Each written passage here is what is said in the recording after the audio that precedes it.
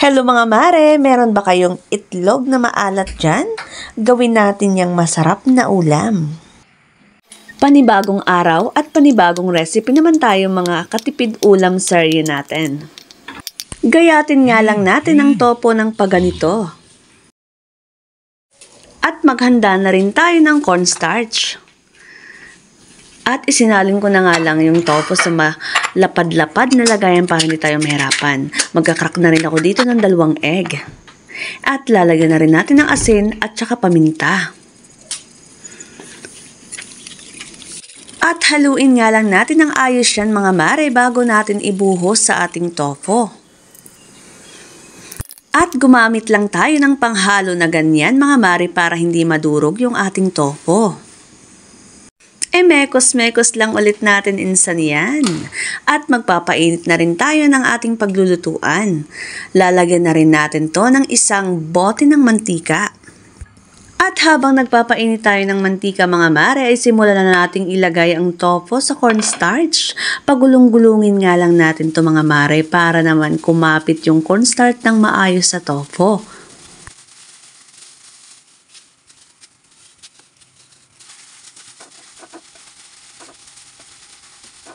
At ito na nga mga mare, tapos na tayo mag-coat ng tofu natin kaya pwede na nating ilagay yan sa kumukulong mantika.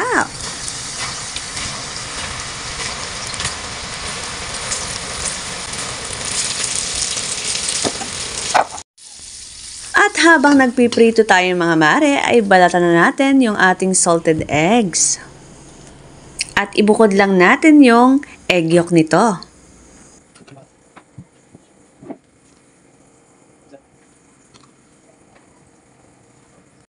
At ito na nga mga mare, luto na yung ating tofu. Kita nyo naman, hitsura pa lang, crunchy na. Hanguin nga lang natin to mga mare at ilagay lang natin sa ating bowl.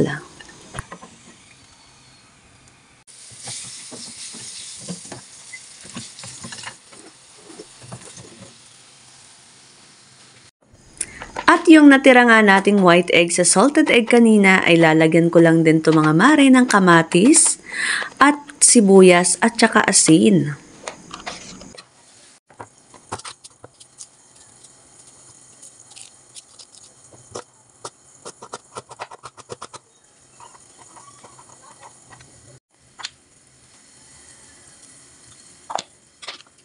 At mekos-mekos lang ulit natin yan insan. At iset aside muna natin yan habang hindi pa naluluto yung ating tofu. Pagkatapos nga mga mare ay naglagay na rin ako ng butter. Dito natin lulutuin mamaya yung ating tofu. Isunod ko na dito yung ating onion leaves.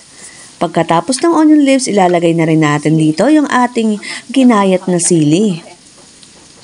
At isinunod ko na nga rin dito mga mare yung ating salted egg, yung pinaka-egg yolk niya.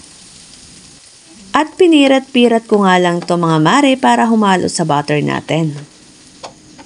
Pagkatapos naman ito mga mare ay ilalagay na natin dito yung ating tofu. Haluin nga lang natin to ng maayos mga mare para humalo ang butter ng maayos sa tofu natin. At titikman lang din natin to kung may lasa na o kung kailangan nating magdagdag ng panglasa. Kung kulang pa ang lasa mga mare ay dagdagan nyo lang ng paminta at saka asin. At imekos-mekos lang ulit natin yan insan para mahalo ang asin at paminta sa ating tofu. And charan, ready to serve na yan mga mare. O diba ang sarap? At napakatipid ulam pa yan. Kaya sa mga nagtitipid, gawin nyo lang to sa tofu at talaga namang masasarapan kayo.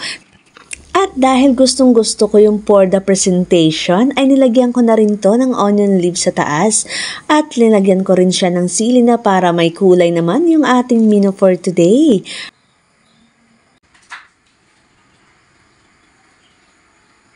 Tingnan nyo guys kung gaano ka crispy.